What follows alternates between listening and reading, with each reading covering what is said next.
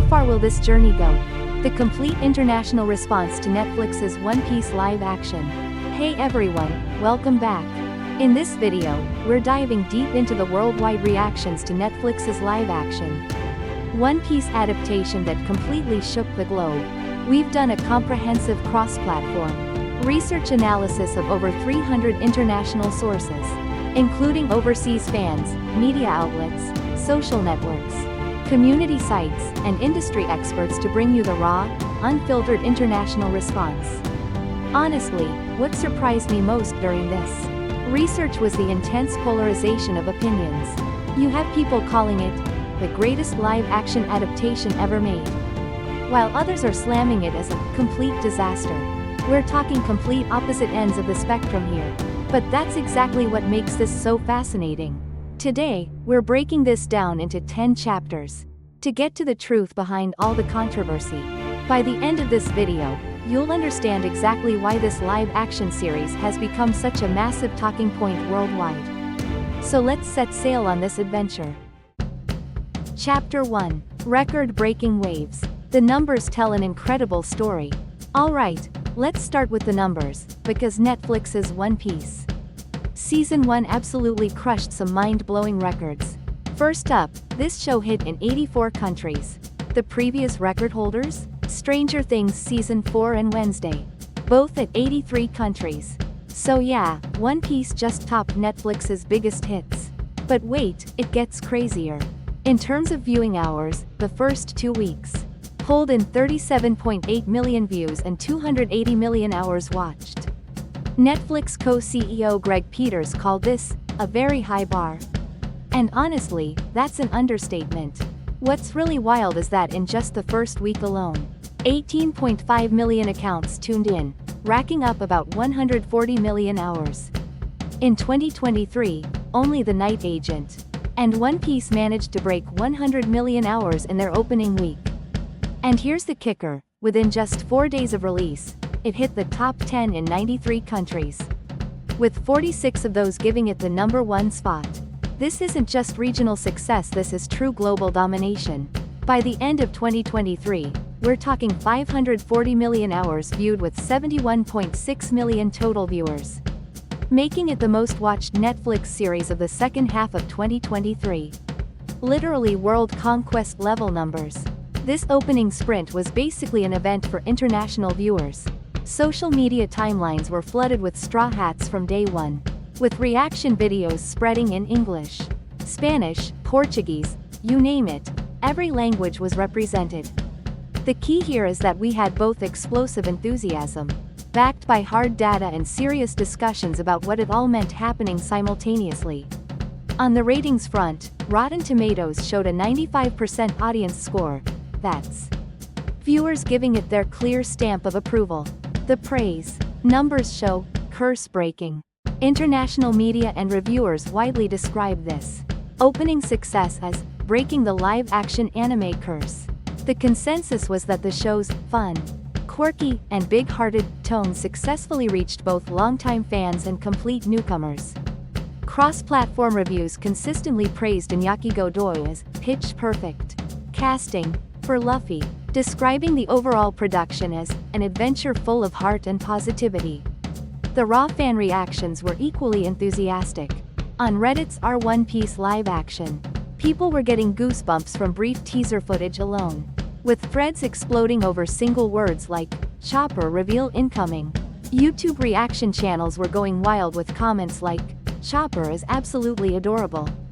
Can't wait for 2026," showing genuine excitement for what's coming next. The momentum continuation was symbolized perfectly by the unusual Season 2 teaser and Season 3 renewal announcement happening simultaneously, a strong signal that this voyage will continue. The criticism, reading the numbers and questioning sustainability. However, international communities also raised some valid concerns. It's not just the new series effect. Netflix's viewing stats count anything over 2 minutes as one view, so we don't really know how many people actually finished it. These kinds of numbers, manipulation, and Netflix's typical hype machine critiques were common. There were also sustainability worries. Netflix adaptations lose their novelty factor and get the plug pulled. We'd be lucky if this makes it to season 4 inches. These long-term concerns kept popping up in Reddit discussions. More pragmatic issues like cast aging, budget, escalation, and optimizing episode count and runtime dominated the conversation, with posts about maintaining popularity requires cast continuity and a complete series plan, getting over 2,000 upvotes. Why the division? The split comes down to overwhelming initial success and high ratings versus long-term sustainability and structural risks. It's really about different expectation frameworks from viewers. The numbers clearly show the excitement, but whether you read that as future guarantee or current moment temperature completely changes your evaluation. Sure, numbers can be interpreted different ways, but the fact that this many people in this many countries decided to give it a shot is remarkable in itself. What really stood out was TikTok's #OnePickNetflix tag, hitting 400 million impressions. That's organic viral spread. You can't buy that kind of authentic buzz. Love it or hate it, the numbers prove this was absolutely a phenomenon moment. That's why the real value of this series lies in what we'll explore next. How they balanced source material love with live-action entertainment. In Chapter 2, we'll break down why it worked specifically, the faithful times fun, balance and the chemistry that made it all click. Chapter 2. Why it worked. The key was faithful times fun. This two-wheel drive avoided classic failure modes. Live-action adaptations typically fail in two ways.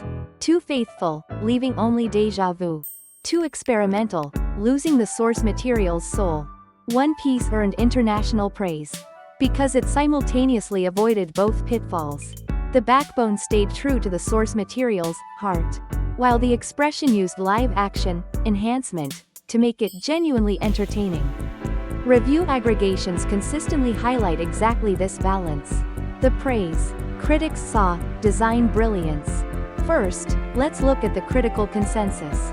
Broke the anime adaptation curse, alongside 95% audience. 80% critic scores. The overall assessment praised it for being faithful, while still welcoming to newcomers. Empire gave it 4 stars, calling it a live-action worthy of both fans and newcomers. NME highlighted the brisk pacing where episodes propel themselves forward, emphasizing its entertainment value as a show. Vulture praised the choice to embrace rather than suppress the weirdness, accepting the manga's minor but crucial oddities proved they maintained what makes the original brilliant. This represents a don't over-realism balance. By relaxing the world-building tension, the fun factor comes forward.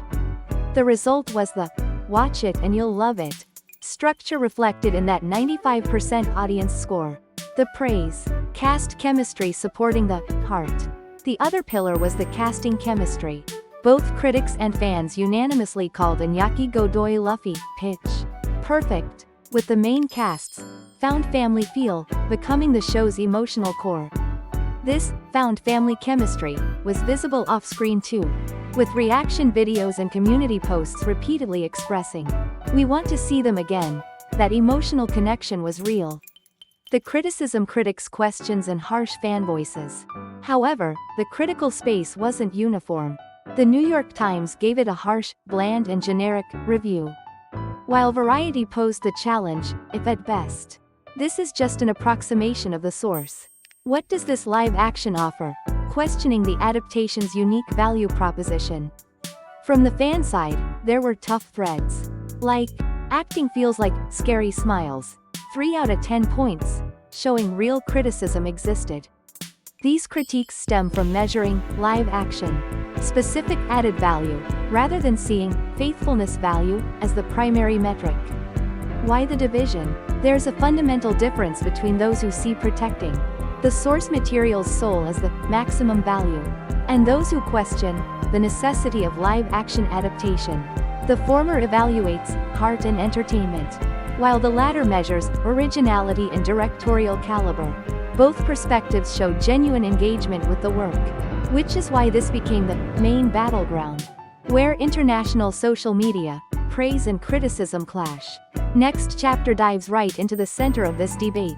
Is the casting divine? How well real actors embodied manga personalities, including the Season 2 Vivy casting controversy that emerged later. Chapter 3. Is the casting divine? The victory of found family chemistry and lessons from the Vivy controversy.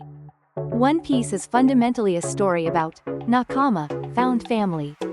So the key to live-action success was, do the cast members actually look like a family? International reactions show that this found family feeling emerged through three elements: visuals, acting, and cast interaction. But simultaneously, the Vivy casting controversy exposed the challenging line between diversity and source material respect. The praise found family feel coming through the screen. Critics and fans first praised Iñaki Godoy's Luffy as the core. The pitch-perfect description captures how he nailed Luffy's three essential elements: brightness, innocence, and leadership, with overwhelming positive responses. Empire and NME reviews pointing to the fun, quirky, good-paced feel was only possible because of genuine cast chemistry. Real fan voices echoed this with, "I want to see them again." Emotions shared from early on, with Season 2 footage getting people goosebumps just from snippets. The Totem Chopper reveal went absolutely adorable across the board, becoming a global trend with "Can't wait for 2026."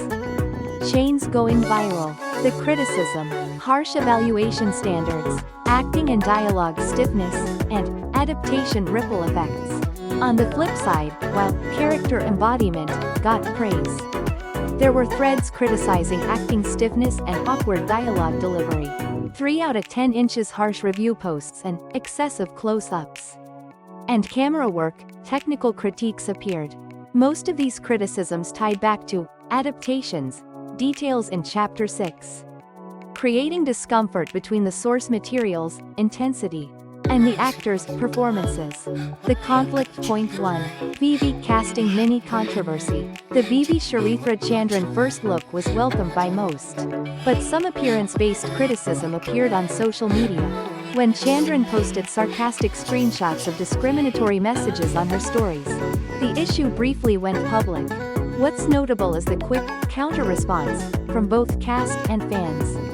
Rob Coletti clearly criticized, "Rubber humans and reindeer doctors are fine, but getting hung up on Vivy's race is ridiculous," presenting the fact that Oda personally selected Chandran. Emily Rudd also supported, "Using canon as a shield for hate is unacceptable. We're telling a diverse, found family story with an equally diverse family." The discussion eventually moved toward constructive points about Alabasta's cultural models and casting representation. While MENA casting preferences are understandable, responses emerged. The principle of no tolerance for any discrimination was strongly shared, ultimately moving the community forward. 2. Current state of character expectations for Season 2 and beyond. Season 2 cast expectations center around, obviously, Chopper. The Totem reveal showing Chopper's back. Just red hat and horns visible for a few seconds. But even more adorable when moving, got massive international response. This movement believability aligns with production. Explanations about facial motion capture and VFX design. The repeated, "Can we wait until 2026?" joking posts reflect the real experiential value of characters feeling alive. Why the division? This is about the accuracy versus authenticity trade-off. The moment you convert anime outline drawings to human bone structure and muscle, zero uncanny valley becomes impossible. International discussions fluctuate around how much awkwardness can be converted into charm, character, essence capture, praise versus surface appearance, and acting symbols, criticism. The Vivy controversy briefly visualized this value clash and quickly moved past it, becoming a case study in community response. In part 2 of our analysis, we'll dive into Chapter 4, Chopper First Look Shock. Chapter 5, deep dive into VV controversy. And, Chapter 6, Are Adaptations Acceptable? The GARP Edition, Success and Failure, for scene-by-scene analysis of what worked and what didn't work, based on international reactions. Hit like and subscribe so you'll get notified about the next one. I'd really appreciate it. Thanks so much for watching till the end.